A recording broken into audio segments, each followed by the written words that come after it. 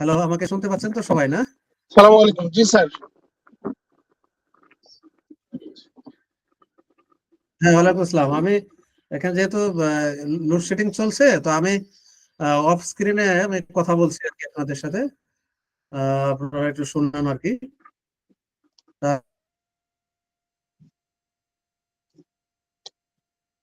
তারপর আমরা এটা খুব সিম্পল বিষয়, তারপরে আমি কন্টিনিউ করতে থাকি ইনশাআল্লাহ। দেখা যাচ্ছে।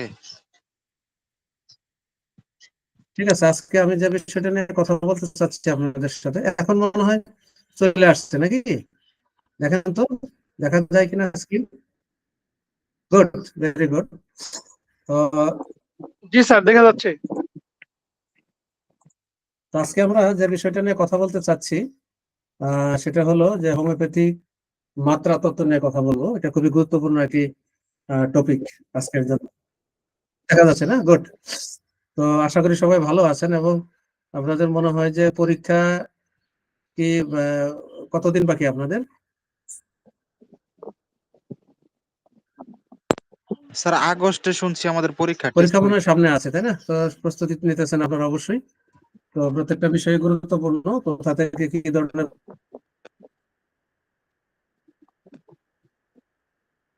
প্রশ্ন আসে, হয়তো কোথাও সংক্ষিপ্ত প্রশ্ন, কোথাও বড় প্রশ্ন থাকবে ইত্যাদি। মাত্রা তত্ত্ব, আচ্ছা আগস্ট, তো হাতে সময় আছে, 2 মাস এখনো। প্রস্তুতি নেন ভালো করে, ইম্পর্টেন্ট প্রশ্নগুলি বেশি গুরুত্ব দিবেন।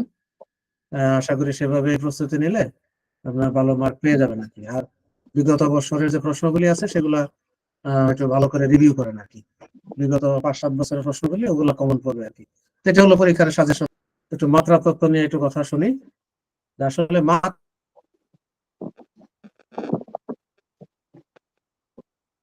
বলতে আসলে কি বোঝায়, জাস্ট এই জিনিসটা একটু প্রথমে বলতে চাই।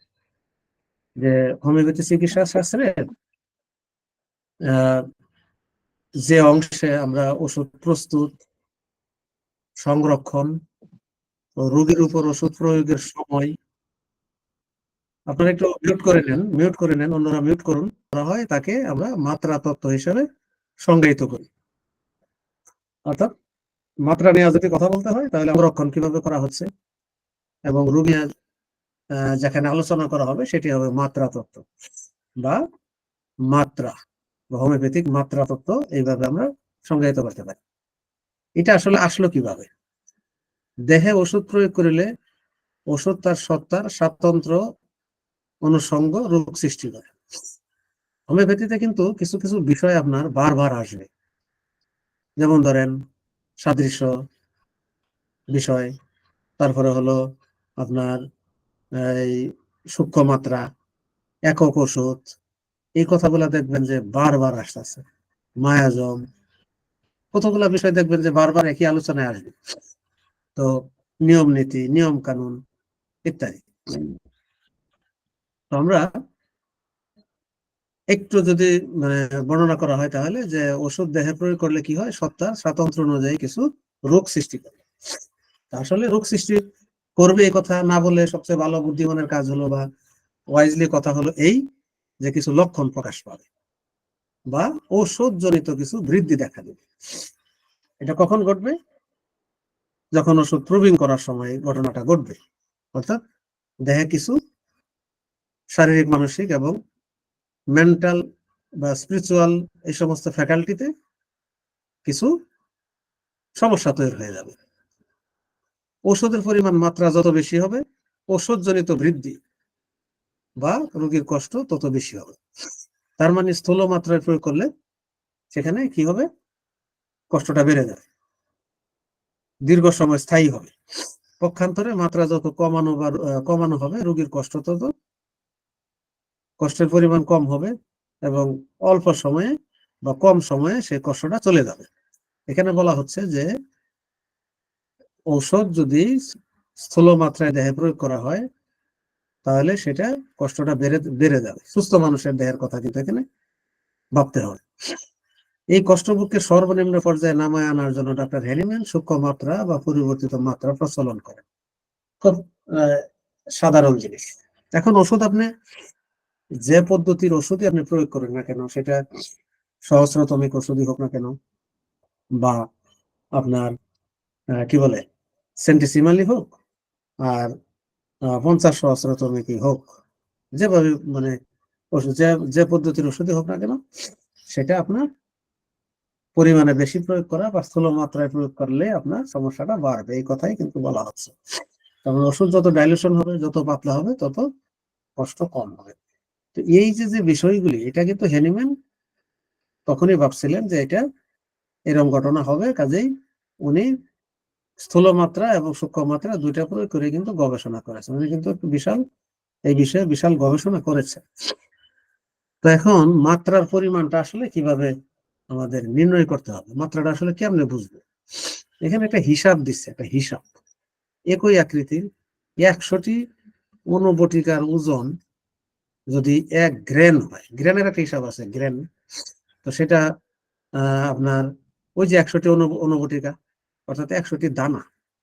তো এখানে প্রশ্ন হতে পারে যে ছোট দানা বড় দানা এরকম আছে, একদম ছোট আছে সেটা না, যেটা আমরা বলি যে 100টি অনুবটিকার ওজন হিসাবে হইতে হবে 1 গ্রাম। এমন একটা অনুবটিকা, ওইটার মধ্যে একটা, এটাকে যদি ওষুধ দ্বারা বা শক্তিকৃত ওষুধ দ্বারা ঔষধিত করে, তার মানে ওটাকে কি করতে হবে, ওষুধ দিয়ে সিক্ত করতে হবে, ভিজিয়ে নিতে হবে, এবং উহা রোগীকে খেতে দিলেই উহাই হবে সূক্ষ্ম মাত্রা। তার মানে হলো আপনার 100টি অনুবটিকা বা 100টা গ্লোবিউল নিলাম, সেটাকে আমরা কি করব, সেখান থেকে যদি একটাকে যদি আমরা ধরে নিব যে একটা যদি শক্তিকৃত ওষুধ দ্বারা সিক্ত করি, আমরা এটা অনেক সময় দেখি যে গ্লোবিউলের মাধ্যমে ওষুধ দেওয়া হচ্ছে, তো অনেকগুলো গ্লোবিউল থাকবে একটা শিশির মধ্যে। তো এটাকে বলা হচ্ছে যে একটা গ্লোবিউল যে পরিমাণ সিক্ত বা যে পরিমাণ ওষুধ নিবে, হুম সেটাকে কিন্তু সূক্ষ্ম মাত্রা হিসাবে গণ্য করা হয়েছে। এটা কিন্তু গ্লোবিউলের হিসাব। পাশাপাশি আমরা যদি সরাসরি লিকুইডকে চিন্তা করি, তাহলে হবে 1 ড্রপ পরিমাণ, সেটা ড্রপটা আপনার হবে সেই 100টি অনুবটিকা বা 1 গ্রাম সমান, বা এক অনুবটিকার সমান যে পরিমাণ ঔষধ হবে, সেই পরিমাণ তরলটাই হবে সূক্ষ্ম মাত্রা। এখন এটা আপনি বুঝে নিতে হবে যে সূক্ষ্ম মাত্রা হইতে হলে অনুবটিকা হবে একটা, আর যদি আমরা লিকুইড চিন্তা করি, তাহলে সেই পরিমাণ সিক্ত করতে যে পরিমাণ ওষুধ লিকুইডের প্রয়োজন হয়, ততটুকু লিকুইড হবে আমার একমাত্রা। এটা হলো হিসাব। এখন এটা যদি একটা মাত্রা হয়, তাহলে কি হইতে পারে? আরো কিছু মাত্রার কথা আছে এখানে, যেটা পরিবর্তিত মাত্রা হিসাবে। আমরা আজকে মাত্রা নিয়ে কথা বলতেছি। পরিবর্তিত মাত্রাটা এরকম হবে, পরিবর্তিত বিষয়টা হলো এরকম যে রোগী যখন আবার কি করে, এটাকে যখন পরিবর্তন করে আমরা দিব, অর্থাৎ দেখা যায় যে ওই মাত্রায় কাজ হচ্ছে না, বা রোগীর জন্য বেশি হয়ে যাচ্ছে বা এটা সম্ভব না, তখন কিন্তু পরিবর্তিত মাত্রা মানে প্রয়োগ করতে হবে। এটা কিন্তু খুবই গুরুত্বপূর্ণ। এই এত 1 গ্রাম অনুবটিকার সমান গ্লোবিউল দিয়া ওষুধ প্রয়োগ মানে রোগীকে প্রেসক্রিপশন করার পরেও ঔষধ জনিত বৃদ্ধি কারো কারো ক্ষেত্রে হতে পারে, সেই ক্ষেত্রে পরিবর্তিত মাত্রা প্রয়োজন হবে। তো সেই মাত্রাটা হবে সূক্ষ্ম মাত্রার একটি অনুবটিকা 4 আউন্সের একটি শিশিতে নিয়ে শিশির পরিশুদ্ধ পানি দ্বারা ভর্তি করতে হবে। হিসাবটা হলো যে ওই 1 আউন্সের একটা অনুবটিকা আবার কি করতে হবে, সরি, একটা অনুবটিকা 4 আউন্সের একটা শিশি, এর মধ্যে নিয়ে কি করতে হবে, পানি দ্বারা ভর্তি করতে হবে, এবং সেখানে কি করতে হবে, ওই অনুবটিকাটা পানির মধ্যে ছেড়ে দিতে হবে, এবং কয়েক ফোঁটা, এখানে আরএস এর কথা বলছে যে আরএস মিশ্রিত করে শিশিটাকে সজোরে 10-12 বার জাকি দিতে হবে, তাহলেই কিন্তু মাত্রা পরিবর্তন হয়ে যাবে। অর্থাৎ আরো সূক্ষ্ম হয়ে গেল। এবার এখান থেকে 1 চামচ ঔষধ নিয়ে আধা গ্লাস পানিতে মিশ্রিত করে উত্তম রূপে আলোড়িত করে গ্লাস হতে 2-1 চামচ ঔষধ রোগীকে খাওয়ালে তাহাই হবে পরিবর্তিত মাত্রা।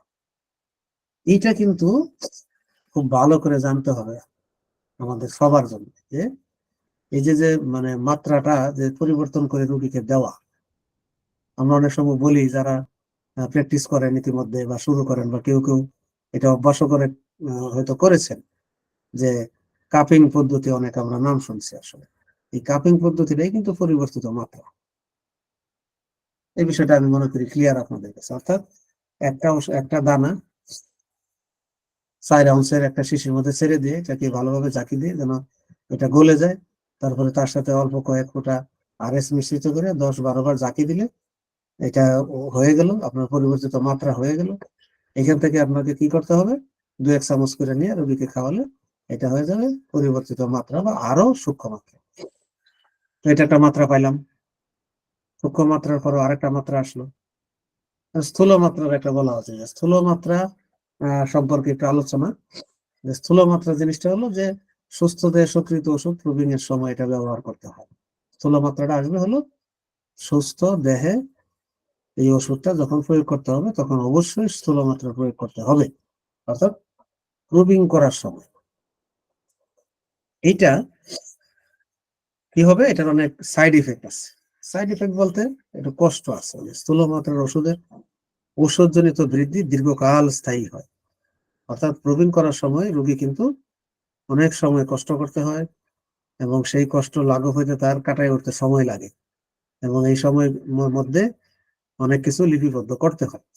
তার মানে স্থূল মাত্রাটা প্রুভিং এর ক্ষেত্রে। এখানে একটা জিনিস বলে রাখা দরকার, অনেক হোমিওপ্যাথ কিন্তু আহ এই মাত্রা কিন্তু চিন্তা করে ওষুধ দেয় না। দেখবেন বারবার প্রয়োগের ঘটনা আছে, তারপরে দেখা গেল যে বেশি পরিমাণ ডোজ দেওয়ার ঘটনা আছে, কিন্তু এটা হোমিওপ্যাথির নিয়মের মধ্যে পড়ে না। তো সেটা আমরা হয়তোবা শারীরিক এবং মানসিক ভাবে সেটা উপলব্ধি করি না অনেক সময়, বা বডিতে সেটা রেজিস্ট্যান্স হয়ে গেছে অন্যান্য বিভিন্ন কারণে। আদারওয়াইজ একজন মানুষ যখন সুস্থ মানুষ থাকবে, তার দেহে যদি কোনো ভুল মাত্রার ওষুধ পড়ে তাহলে সেটা অবশ্যই তার একটা প্রতিক্রিয়া সৃষ্টি হবেই। অনেক সময় ডাক্তাররা বলে থাকে আমরা বেশি ওষুধ দিই, কেউ কেউ শুনি এরকম যে দেই, বেশি দিলাম কিন্তু সমস্যা তো হচ্ছে না, কোনো সমস্যা তো হচ্ছে না। কিন্তু এটা আসলে আমরা ওই রকম সুস্থ মানুষ পাচ্ছি না, বা সুস্থ মানুষ নাই আসলে। সবাই আমরা কম বেশি অসুস্থ কোনো না কোনো ভাবে। এই বিষয়গুলো আমরা পরবর্তীতে অন্যান্য ক্লাসে আপনারা শিখবেন, পরবর্তী ইয়ারে শিখবেন যে আমরা কোনো না কোনো আঙ্গিকে আমরা সবাই এক ধরনের অসুস্থ। সুতরাং এই শক্তিকৃত ওষুধ স্থূল মাত্রায় প্রয়োগ করলে কখনো কখনো এটা আপনার এই প্রতিক্রিয়া সৃষ্টি নাও হতে পারে, অল্প হতে পারে, কিন্তু কারো কারো ক্ষেত্রে খুব এটা বেপরোয়া প্রতিক্রিয়া দেখা দিতে পারে। সুতরাং এই মাত্রার বিষয়ে খুবই সাবধান হতে হবে। তাহলে স্থূল মাত্রা শুধুমাত্র প্রুভিং এর ক্ষেত্রে প্রযোজ্য, চিকিৎসার ক্ষেত্রে প্রযোজ্য নয়। ওষুধ নির্বাচনে ভুল হলে ওষুধজনিত বৃদ্ধি রোগীর জীবন বিপন্ন হতে পারে। এটা যারা বয়স্ক মানুষ আছে আমরা, বা যারা দীর্ঘদিন প্র্যাকটিসের সাথে জড়িত বা শুনেছেন, হয়তো বা এরকম ইতিহাস অনেকে হয়তো গল্প শোনাইতে পারে যে হোমিওপ্যাথিক ওষুধ ভুল প্রয়োগের মাধ্যমে এরকম একটা বিরাট অ্যাক্সিডেন্ট বা একটা বিরাট দুর্ঘটনা ঘটে গেছে। এটা হইতে পারে যে আপনার নবজাতক শিশুর জন্য হতে পারে, এরকম ইতিহাস থাকতে পারে, বা কোনো ডেলিভারি কেসের ক্ষেত্রে করতে পারে, অ্যাবর্শনের ক্ষেত্রে হয়ে যেতে পারে। আবার দেখা যেতে পারে যে এমন কোনো মানে খারাপ লক্ষণ সৃষ্টি হলো যেটা তার জন্য মানে মৃত্যু পর্যন্ত বয়ে আনতে পারে। স্থূল মাত্রার ওষুধ দেহে বৃহৎ অংশে তীব্র ক্রিয়া প্রকাশ করে। এই যে কথাটা বলছে যে তীব্র প্রতিক্রিয়া দেহের বৃহৎ অংশ হলো বিভিন্ন অঙ্গ প্রত্যঙ্গের কথা বলছে। যেমন হতে পারে লাং, হতে পারে হার্ট, হতে পারে কিডনি, হতে পারে ব্রেন, হ্যাঁ, হতে পারে আপনার সারফেস বা স্কিন। হ্যাঁ, অনেক সময় এরকম আমরা শুনে থাকি যে আপনার ওষুধ খাওয়ার পরে আমার বিরাট চুলকানি বেড়ে গেছে। এমন চুলকানি বেড়ে গেল, অর্থাৎ এটা হচ্ছে এমন একটা জিনিস, ওষুধ ভুল ওষুধ প্রয়োগ হয়েছে এবং সেটা তার লক্ষণ প্রকাশ করতেছে। সুতরাং এটা থেকে আমাদের খুবই কেয়ারফুল থাকতে হবে, অর্থাৎ স্থূল মাত্রার বিষয়ে খুবই কেয়ারফুল থাকতে হবে। স্বল্প মাত্রার একটা কথা আছে, স্বল্প মাত্রা। তাহলে কতগুলি মাত্রা আমরা পড়লাম? সূক্ষ্ম মাত্রা, হ্যাঁ, তারপরে পরিবর্তিত মাত্রা, তারপরে স্থূল মাত্রা, এবং এখন আমরা একটু আলোচনা করব স্বল্প মাত্রা। স্বল্প মাত্রা হলো ব্যবহৃত হয় অসুস্থ দেহে। আবার সূক্ষ্ম মাত্রাও ব্যবহার হয় অসুস্থ দেহে, পরিবর্তিত মাত্রাও ব্যবহার হয় অসুস্থ দেহে। তো সুস্থ এবং অসুস্থ দেহ আমাদের আগে বুঝতে হবে, কোনটা সুস্থ দেহ কোনটা অসুস্থ দেহ। তো যে কোনো আঙ্গিকে ডায়াগনোসিস করলে যদি আমরা অসুস্থ বলে মনে করি, তাহলে আমরা 3টা মাত্রা প্রয়োগ করব, কোথাও সূক্ষ্ম, কোথাও পরিবর্তিত, কোথাও স্বল্প। স্বল্প মাত্রা হোমিওপ্যাথি ওষুধের বৃদ্ধি হয় স্বল্প স্থায়ী, এবং মাত্রা স্বল্পতার জন্য ওষুধের গৌণ ক্রিয়া মৃদু প্রকাশ পায়। ওষুধের গৌণ ক্রিয়া সরাসরি হয়তোবা সেটা কোনো প্রকাশ পাবে না, অন্য কিছু হালকা হয়তো প্রতিক্রিয়া বা অন্যান্য অপ্রত্যাশিত কিছু লক্ষণ প্রকাশ পেতে পারে, এবং সেটা এমনিতেই সেরে যাবে। আর ওষুধ নির্বাচনে ভুল হলেও ওষুধ বৃদ্ধি বা প্রতিক্রিয়া এত সামান্য হয় যে রোগী অনেক সময় টেরও পায় না। এটা কার জন্য? স্বল্প মাত্রা থেকে। আর স্বল্প মাত্রার ওষুধ সোজাসুজি ভাবে স্নায়ুতন্ত্রের উপর প্রভাব বিস্তার করে, সর্বদেহে ও মনে, যে কথাটা আগে বলছিলাম যে দৈহিক এবং মানসিক। আরেকটা বিষয় আছে যে স্পিরিচুয়াল বা আধ্যাত্মিক, এই 3টা ফ্যাকাল্টি আছে মানুষের, ফিজিক্যাল ফ্যাকাল্টি, মেন্টাল ফ্যাকাল্টি, আর একটা হলো স্পিরিচুয়াল ফ্যাকাল্টি। এবং এই সবগুলোকে একসাথে বলা হচ্ছে আপনার এটাকে বলা হচ্ছে আপনার হারমোনি অফ লাইফ। এটাকে বলা হয় হারমোনি অফ লাইফ। তো এই স্বল্প মাত্রা ওষুধটা সরাসরি কোথায় যায় প্রকাশ করবে? নার্ভে বা স্নায়ুতন্ত্রে কাজ করবে। আমরা অনেক সময় শুনে থাকি যে ডাক্তার বলে, রোগী বলে যে ওই ওষুধ তো কাজ করতেছে না। হোমিওপ্যাথি ওষুধ সঠিক মাত্রা হলে বা সঠিক নিয়মে সঠিক প্রক্রিয়ায় যদি সেটা প্রেসক্রিপশন হয় এবং রোগী যদি সেবন করে থাকে, সরাসরি ওষুধ কাজ করা শুরু করবে। কিন্তু সেটা হয়তো আমরা ডায়াগনোসিস করি না, বা রোগীও সেটা মানে বলতে, রোগী অ্যানালাইসিস করতে পারে না বা বলতে পারে না।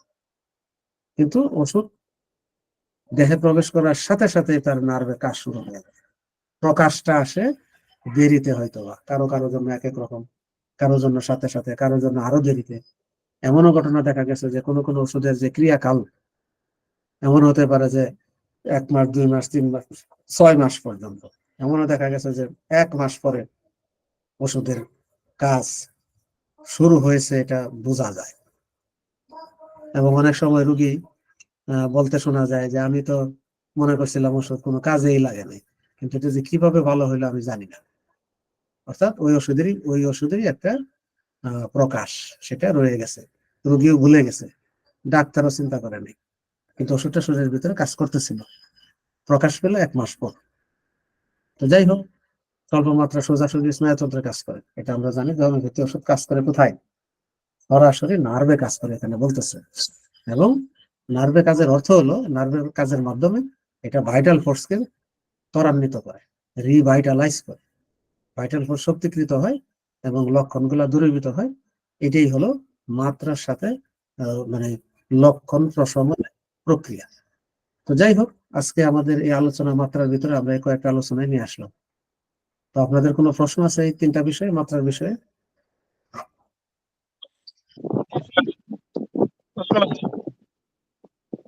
স্যার জি বলুন। স্যার সূক্ষ্ম মাত্রা যেটা, এটা সূক্ষ্ম মাত্রা বলতে একদম মানে আহ, ছোট নাকি? ওই যে ছোট। বলা হচ্ছে যে ওই একটা গ্লোবিউল, ওই যে আমি প্রথমেই দেখাইছি যে 100 দানার পরিমাণ যদি 1 গ্রেন হয়, সেখান থেকে একটা গ্লোবিউল যে পরিমাণ ঔষধ শোষণ করে নিবে, সেটাই কিন্তু হবে সূক্ষ্ম মাত্রা। সূক্ষ্ম মাত্রা। স্যার, আর যদি আমরা এরপরে পরবর্তী মাত্রা কোনটা? এরপর হবে পরবর্তী মাত্রা, পরবর্তী মাত্রা যখন হবে তখন সেটা কি হবে, ওই পানির ভিতরে সেটাকে গুলাইতে হবে, সেখান থেকে যাকে দিয়ে আমি আপনার কি করতে হবে, 2-1 চামচ খাইতে হবে। তার মানে ওটাকে আরো ডাইলুট করা হলো, সেটাকে পরিবর্তিত মাত্রা। এবং এটা খুবই গুরুত্বপূর্ণ, যেটাকে আমরা কাপিং সিস্টেম ওষুধ দিয়ে থাকি। পরিবর্তিত মাত্রাকে আরো কয়েক ধাপ পাতলা করা যেতে পারে, এবং সেটা একটা ভালো পদ্ধতি। এরপরে স্বল্প মাত্রা, এটা এই স্বল্প মাত্রার স্বল্প মাত্রাটা বলা হচ্ছে যে এমন একটা মাত্রা, স্বল্প মাত্রা হিসাবটা হবে যে এটা হবে ওই সূক্ষ্ম মাত্রা স্বল্প মাত্রা এগুলা কাছাকাছি দুটা মাত্রা, কিন্তু আপনার সূক্ষ্ম মাত্রায় যদি ওষুধ প্রয়োগ করা করে তাহলে রোগীর মানে অসুস্থ দেহে তেমন কষ্ট প্রকাশ পাবে না, রোগী টেরই পাবে না। কিন্তু স্বল্প মাত্রা প্রয়োগ করলে কিছু কিছু ক্ষেত্রে সেটা প্রকাশ পেয়ে যেতে পারে। আমরা যদি বলতে পারি যে স্বল্প মাত্রা হবে সূক্ষ্ম মাত্রার চেয়ে একটু বেশি, সূক্ষ্ম মাত্রার চেয়ে একটু বেশি স্বল্প মাত্রাটা, অর্থাৎ একটু বেশি, কারণ অনেক সময় স্বল্প মাত্রা আমাদের সূক্ষ্ম মাত্রা করতে যায় আমাদের স্বল্প মাত্রা হয়ে যেতে পারে কখনো কখনো। স্যার আরেকটা মানে কথা আমার ব্যক্তিগত, এটা স্যার আমি তো প্রথম বর্ষে পড়ি, তো আমি তো কয়টা মেডিসিন পড়ছি, এর মধ্যে আমি আমার দেহের অবস্থা বুঝে অসুস্থ, আমি এখনো একটু অসুস্থ, এই অসুস্থর উপরে আমি ইয়া করলাম যে কোন মেডিসিনের লক্ষণগুলা প্রকাশ পাচ্ছে। আমি খুব ইয়ে করে দেখলাম যে আমার কাছে মনে হলো স্যার আর্সেনিক অ্যালবামের মনে হচ্ছে যে লক্ষণগুলো প্রকাশ পাচ্ছে। তো আমার পার্শ্ববর্তী আমার এক ফ্রেন্ড, ও বেশ কয়েক বছর আগে থেকে প্র্যাকটিস করতেছে, পাস করছে এই হোমিও। তো ওর কাছে গেলাম, ওর কাছে সবকিছু আমি বললাম।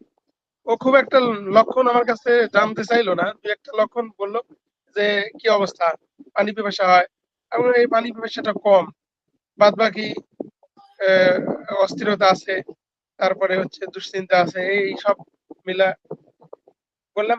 ও বলতেছে যে এটা রাস্টক্স। আমি বললাম যে আমার কাছে মনে হচ্ছে যে আর্সেনিক অ্যালবামের মনে হচ্ছে আমার কাছে সবগুলাই না, পানি পিপাসার কম, এই ক্ষেত্রে রাস্টক্সই হবে স্যার। তো আমি আর কিছু বললাম না, ও আমাকে ওষুধ দিয়েছে, রাস্টক্স ওষুধ দিয়েছে। আমি বললাম কত শক্তি দিচ্ছ? ও বলছে 10,000 শক্তি। স্যার এই যে 10,000 শক্তি স্যার, এটা আসলে কোন কি মাত্রা এটা? এইটা আসলে আমরা তো মাত্রা নিয়ে কথা বলতেছি, আর শক্তির বিষয়ে আরো ক্লাস আছে হয়তো সামনে, তখন বিস্তারিত বলবো। তবে ওইটা আরো সূক্ষ্ম, আরেকটু সূক্ষ্ম। 10,000 যেটা হচ্ছে না, ওইটা আরো আরো মানে আরো পাতলা। অর্থাৎ আমরা তো 10,000 শক্তিটাকে আপনি প্রেসক্রিপশন করতেছেন, কিন্তু আপনার 10,000 শক্তিটা হলো কিভাবে, ওইটা আবার আরেকটা প্রস্তুতের প্রক্রিয়া। অর্থাৎ ওষুধটাকে আরো সূক্ষ্ম করে সেটাকে বানানো হলো। সেই শক্তিটা আপনি যখন প্রয়োগ করতে যাইতেছেন, এই মাত্রা এবং শক্তি, আপনি শক্তি নিয়ে কথা বলতেছেন, আমি কিন্তু শক্তির কথা বলছি না, আমি মাত্রার কথা বলতেছি। মাত্রা হলো একবারে যতটুক পরিমাণ ওষুধ আপনি প্রয়োগ করবেন, যতটুক পরিমাণ, দি অ্যামাউন্ট অফ মেডিসিন। আর সেটা হলো পাওয়ার। আপনি যারা বলছেন যে 10,000, সেটা হলো পাওয়ার। মনে করেন আপনি 30 শক্তি ব্যবহার করতেছেন, কথার কথা 30 শক্তি কি পরিমাণ ব্যবহার করেন, অ্যামাউন্ট অফ মেডিসিন, সেটা কি আপনার 2 ফোঁটা, 3 ফোঁটা? আমি এই কথা বলতেছি। আজকের ক্লাসটা হলো অ্যামাউন্ট অফ মেডিসিন। তো 10,000 শক্তি যেটা বলছেন সেটা হবে ওষুধের শক্তি। অর্থাৎ শক্তি তখনই হবে যখন সেটাকে বেশি সাবকাশন প্রক্রিয়ায় আরো আরো অল্প পরিমাণে যখন ওষুধটা নিয়ে শক্তিকৃত করা হবে। এই শক্তিকৃত 10,000 শক্তিকৃত ওষুধ আপনি কয় ফোঁটা খাবেন, এই 10,000 বা 50,000 যাই বলি না কেন, বা সেই পরিমাণ ওষুধটা কি পরিমাণ আপনি খাবেন, এই পরিমাণটা হলো আপনার মাত্রা। বুঝাইতে পারছি? জি স্যার। শক্তি হলো আলাদা বিষয়, বিভিন্ন ধাপে ধাপে সেটা যাবে। হ্যাঁ, মাদার টিনচার থেকে শুরু হবে, হ্যাঁ 2x 3x এগুলা হয়ে, হ্যাঁ 6x 30 200 এইভাবে আগাইতে থাকবে। হ্যাঁ, তারপরে হলো আপনার 1m 10m 50m cm এইভাবে বাড়তে থাকবে। এটা হলো, হ্যাঁ, আপনার সেন্টেসিমাল পদ্ধতির ওষুধগুলা এইভাবে হয়ে থাকবে। তারপরে হলো আপনার যেটা হলো 50 সহস্রতমিক যেটা, হ্যাঁ, তো সেই ওষুধগুলার হিসাব আলাদা হবে। 1 2 3 আকারে যায় আমরা দেখছি, তাই না? সেটা আরো সূক্ষ্ম, আরো মানে আরো শক্তিকৃত, আরো ডাইলুট। একটা জিনিস খুব ভালো করে মনে রাখবেন, একটা হলো শক্তি আর একটা হলো মাত্রা। ঠিক আছে, আরো কোনো বিষয় আছে না হয় আমরা শেষ করব? স্যার আপনার স্যার স্যার জি একটা ওয়ালাইকুম কোশ্চেন আসসালাম। ছিল জি বলেন। স্যার। গ্লোবিউস এটা কি কোনো মাত্রা আছে কি, বা কোন ধরনের গ্লোবিউস আমরা এটা পানির ভিতরে দিব? এটা কি কোনো ওই যে ওই যে বলা আছে 100টার ওজন যদি 1 গ্রাম হয়, এই পরিমাণ সাইজের গ্লোবিউল কিন্তু। এটা বলা হচ্ছে যে আপনার বাজারে যেটা পাওয়া যায় দেখবেন একদম ছোট যেটা, এটা না। এটা আবার দেখবেন যে একটা বড় আছে, এটা না।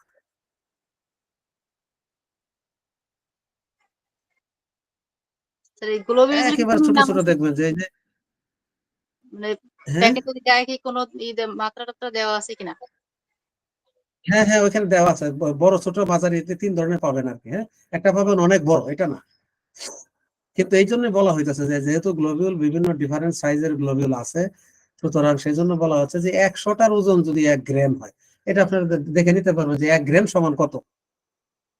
অর্থাৎ আমরা যখন ওষুধটাকে সিক্ত করব, সরি গ্লোবিউলটাকে সিক্ত করব ওষুধ দিয়া, তার মানে হলো মাত্রা বোঝানোর জন্য, অর্থাৎ পরিমাণ, কত পরিমাণ ঔষধ এই গ্লোবিউলে আমি দিব, এটা বোঝানোর জন্য বলা হচ্ছে। অর্থাৎ 100টা গ্লোবিউল একসাথে নিয়ে আপনি সিক্ত করতে পারেন, সমস্যা নাই, এবং সেটাই করতে হবে। সেখান থেকে একটা গ্লোবিউলে যে পরিমাণ মেডিসিন সিক্ত হবে সেই কথাই বলা হচ্ছে, হিসাবটা সেটাই মাত্রা। তার মানে বোঝা গেল, আমরা যদি এই 1 আউন্সের বোতল বা শিশি যখন আমরা ঢালার চেষ্টা করি রোগীর জন্য, যারা সেন্টিসিমাল প্র্যাকটিস করি বা সি পটেন্সি প্র্যাকটিস করি, তারা যদি 1 ফোঁটা ফলাইতে চায় তাহলে কিন্তু অনেক হয়ে গেছে। এটা এটা এটা কিন্তু একমাত্রা হলো না, এটা বেশি হয়ে গেছে। এখন চিন্তা করে দেখেন যে সচরাচর যেভাবে ওষুধ প্রয়োগ করা হয়, কি মাত্রায় ব্যবহার করতেছি আমরা, সব স্থূল মাত্রা হয়ে যাচ্ছে।